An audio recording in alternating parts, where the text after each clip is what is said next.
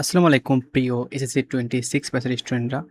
তোমাদের board challenge নিয়ে আজকে নতুন একটা উদ্বেগের ঘটনা শুরু হয়েছে, যেখানে তোমাদের শিক্ষামন্ত্রী বলেছেন যে প্রায় 13 লাখ খাতা বোর্ড চ্যালেঞ্জ করেছে। তো 13 লাখ খাতা দেখা সম্ভব না।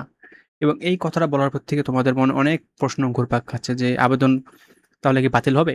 অর্থাৎ আপনারা যে আবেদন করেছেন সেটা কি বাতিল হবে? নাকি তোমরা যে আবেদন করে ফেলেছো সেক্ষেত্রে কি তোমাদের টাকা ফেরত দেবে? আবার রেজাল্ট প্রকাশে কি দেরি হবে? তো এই অনেকগুলো প্রশ্ন তোমাদের মনে ঘুরপাক খাচ্ছে। তো এই সবগুলো প্রশ্ন নিয়ে আমি আজকে তোমাদের একটা ক্লিয়ার কাট ধারণা দেব। তো তোমরা অবশ্যই ভিডিওটা শেষ পর্যন্ত দেখবা। তো দেখো, তোমাদের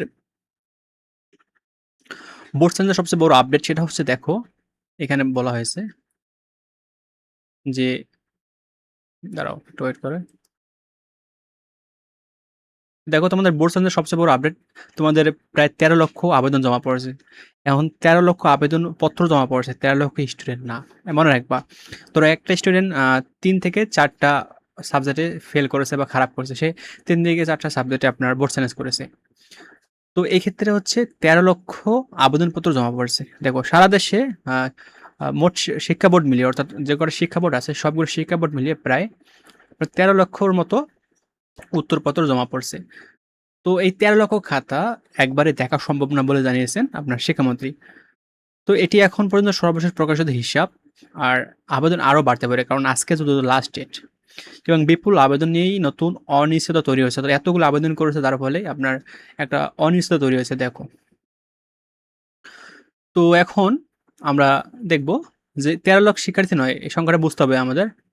তো এই সংখ্যাটা বুঝতে হবে এই কারণে যে, দেখো তোমার এখানে একজন শিক্ষার্থী একাধিক পত্রে আবেদন করছে। ধরো তুমি ৩ টা সাবজেক্টে ফেল করেছো। সেক্ষেত্রে তুমি আবেদন করছো ৩ টাতে। তো তোমার ৩ টি পত্র, এরকম তোমার 13 লক্ষ পত্র, সেটা আমি আগেই বলেছি। তো এটি মূলত পত্রর খাতা বা পত্রের মোট সংখ্যা, নট 13 লক্ষ স্টুডেন্ট। বুঝতে পারছো? এটা মাথায় রাখবা। আর আরেকটা বিষয় আমরা দেখি, যেটা হচ্ছে তোমার আগে কি বলা হয়েছিল? বোর্ড চেঞ্জ করার আগে বলা হয়েছিল তোমাদের সম্পূর্ণ খাতা দেখা হবে। তোমাদের, দাঁড়াও, তোমাদের সম্পূর্ণ খাতা দেখা হবে। এখন তারা বলতেছে যে তোমাদের সব খাতা দেখা সম্ভব না। দেখো, বোর্ড চেঞ্জ করার আগে তোমাদের শিক্ষামন্ত্রী বলেছিল যে তোমাদের সব খাতাটা পুরোপুরি দেখবে। অর্থাৎ আগে যখন তোমরা বোর্ড চেঞ্জ করতা, তখন তোমাদের শুধুমাত্র খাতার রোল বা রেজিস্ট্রেশন দেখা হতো। কিন্তু বর্তমানে শিক্ষামন্ত্রী বলেছেন যে তোমরা যারা বোর্ড চেঞ্জ করবা তাদের খাতাটা পুরোপুরি চেক করা হবে। তো এখন তারা বলতেছে যে এতগুলো খাতা বোর্ড চেঞ্জ করা হয়েছে, যেখানে তারা সব খাতা দেখা সম্ভব নয়। নতুন একটা নীতিমালা প্রকাশ করবে এবং সেই নীতিমালায় কি করবে তারা, সেটা এখনো আমরা ক্লিয়ার না। তো ওই আপডেটটা প্রকাশিত হলে আমরা তোমাদের অবশ্যই জানাবো। তো আজকে তারা বলল যে সব খাতা দেখা অসম্ভব। প্রায় 13 লক্ষ খাতা আবেদন করা হয়েছে। দেখো, এখানে বলছে আবেদন অস্বাভাবিক হারে বেড়েছে এবং প্রায় 13 লাখের বেশি খাতা দেখা অত্যন্ত কঠিন। আসলে এতগুলো খাতা দেখা আসলে কঠিন। এবং যারা বোর্ড সায়েন্সের জন্য নতুন নীতিমালা প্রয়োজন এবং কারা আবেদন করতে পারবে সেটাও নির্ধারণ করা হবে। তো নতুন নীতিমালা খুব শীঘ্রই প্রকাশ করবে। এই নতুন নীতিমালা বলতে আবেদন করার একটা সিস্টেম, যে কে আবেদন করতে পারবে বোর্ড সায়েন্সে, কে আবেদন করতে পারবে না। তো সিদ্ধান্ত কি বদলে গেল? দেখো, আগে বলা হয়েছে ছিল যে সম্পূর্ণ খাতা মূল্যায়ন করা হবে। কিন্তু এখন বলতেছে এত খাতা দেখা সম্ভব না। সেক্ষেত্রে আগের সিদ্ধান্ত বাতিলের কোনো লিখিত নির্দেশনা এখনো প্রকাশ হয়নি। এটা সবচেয়ে বড় প্রশ্ন। এখন যারা আবেদন করে ফেলছো তাদের জমা দেওয়া টাকা কে ফেরত দিবে? ধরো তুমি বোর্ড চ্যালেঞ্জে আবেদন করে ফেলছো, তোমার খাতা দেখা সম্ভব হলো না। সেক্ষেত্রে তোমার বোর্ড চ্যালেঞ্জের টাকা কে ফেরত দিবে? দেখো, এ বিষয়ে তারা কোনো কথা বলেনি, কিন্তু তারা তোমাদের সাথে খেলতেছে কেন ভাই? এখানে তারা বোর্ড চ্যালেঞ্জ কথা করার কথা একবার বলে, একবার আবেদন করতে পারবে না। মানে তোমাদের ইমোশন নিয়ে খেলতেছে। তো দেখো, এখানে আবেদন বাতিলের লিখিত কোনো নির্দেশনা দেয়নি তারা। এবং জমা দেওয়া আবেদন এখনো বৈধ। তো তুমি যারা টাকা জমা দিয়েছো, তোমার আবেদন এখন বৈধ আছে। তোমার খাতা তাদেরকে দেখতেই হবে, তারা কথা দিয়েছে।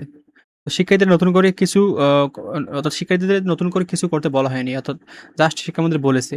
কিন্তু এটা আসলে ঠিক না, কারণ তোমাদের একবার বলে যে খাতা দেখবে, এখন আবার বলছে খাতা দেখবে না। মানে তারা ফাজলামো শুরু করছে। তাই এখন আবেদন বাতিল হয়েছে কিনা তা বলা কঠিন। ঠিক আছে? তো এখন দেখবো আমরা যে নতুন নীতিমালার কাজ কি। দেখো, তো এসএসসি 26 বর্তমান আবেদনকারীরা। আর ভবিষ্যৎ ব্যাচগুলো আগামী পরীক্ষা অর্থাৎ ভবিষ্যতের ব্যাচ আগামী পরীক্ষাগুলো অর্থাৎ এখানে নতুন নীতিমালা তোমাদের জন্য নাও হতে পারে। অর্থাৎ এরপরে যারা বোর্ড সায়েন্স করবে যেমন এরপরে এইচএসসি 26 আছে, দেন আছে এসএসসি 27, তাদের জন্য এই নতুন নীতিমালাটা হতে পারে যে তখন বোর্ড সায়েন্সের জন্য নতুন একটা নিয়ম হবে, সেই নিয়ম মেপে তোমাদের সবাইকে বোর্ড সায়েন্স করতে হবে। আচ্ছা, এরপরে তোমাদের টাকা ফেরত দিবে কিনা এই একটা বিষয় দেখো। তোমাদের প্রতি পত্রে 150 টাকা করে নিয়েছে। এখন যদি তোমাদের খাতা দ্বারা না থাকে তাহলে তো অবশ্যই তোমাদের টাকা ফেরত দেওয়া উচিত। তো আবেদন বাতিল হলেও তোমাদের টাকা ফেরত দেওয়া হবে। কিন্তু এ বিষয়ে শিক্ষা মন্ত্রণালয় এখনো কিছু জানায় নেই। কিন্তু আশা করি এ বিষয়ে একটা তোমাদের ক্লিয়ার কাট কথা তারা বলবে। তো বর্তমানে নিয়মে টাকা ফেরত নেই। হয়তো বর্তমানে আপনার বর্তমানে যে নিয়ম সেই নিয়মে টাকা ফেরতের কোনো নিয়ম নেই। তো ফি দেওয়ার পর আবেদন বাতিল করা যায় না, এটা তোমরা সবাই জানো। এবং পরিশোধ করা টাকা সাধারণভাবে ফেরতযোগ্য নয়। আর সরকার বা বোর্ড এখনো টাকা ফেরতের ঘোষণা দেয়নি। তো বর্তমানে টাকা ফেরত দেওয়া হবে এমন কোনো তথ্য নেই। তবে বোর্ডের লিখিত ঘোষণাপত্রে চূড়ান্ত হবে। তো তো বোর্ড যদি এ বিষয়ে কোনো তথ্য দেয় তখন এই বিষয়টা আপনার ফাইনাল হবে। ঠিক আছে?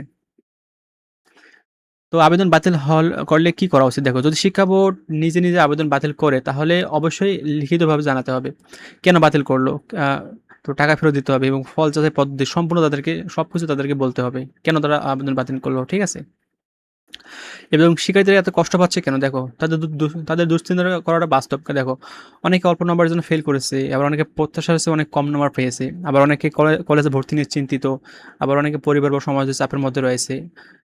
তো বোর্ড সায়েন্স কে তারা শেষ আশা নিয়ে হিসেবে বেছে নিয়েছে। অর্থাৎ বোর্ড সায়েন্স করলে তারা ভাবছে যে কিছু একটা হবে।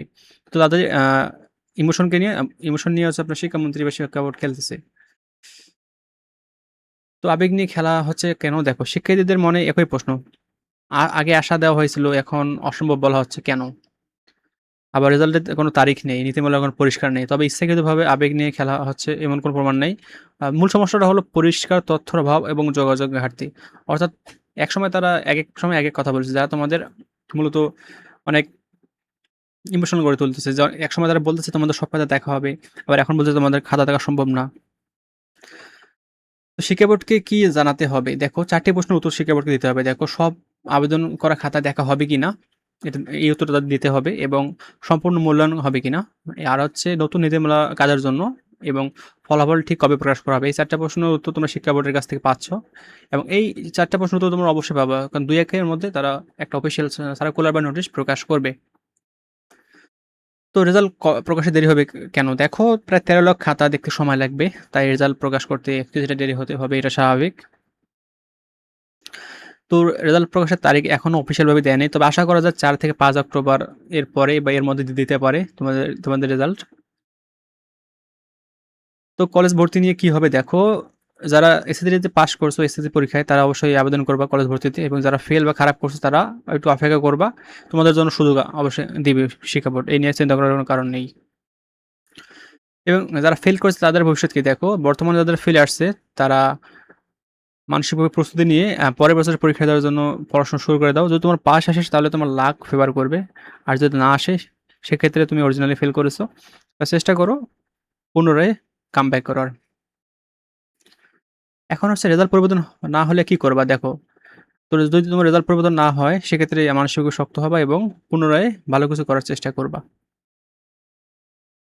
তো সর্বশেষ আমি একটা কথা বলতে চাই, শিক্ষার্থীদের টাকা দিয়ে আবেদন করছে তারা কেন অনুগ্রহ নয় সঠিক মূল্যায়ন চায়। অর্থাৎ তোমরা টাকা দিয়ে আবেদন করছো, তোমরা অবশ্যই তোমাদের এই যে টাকাটা দিয়েছে সেই টাকাটার কারণে তোমাদের খাতাটা দেখা হোক, এটা তোমাদের দাবি এবং আশা করা যায় এটা তারা করবে। ভিডিওটা এই পর্যন্ত। ধন্যবাদ সবাইকে।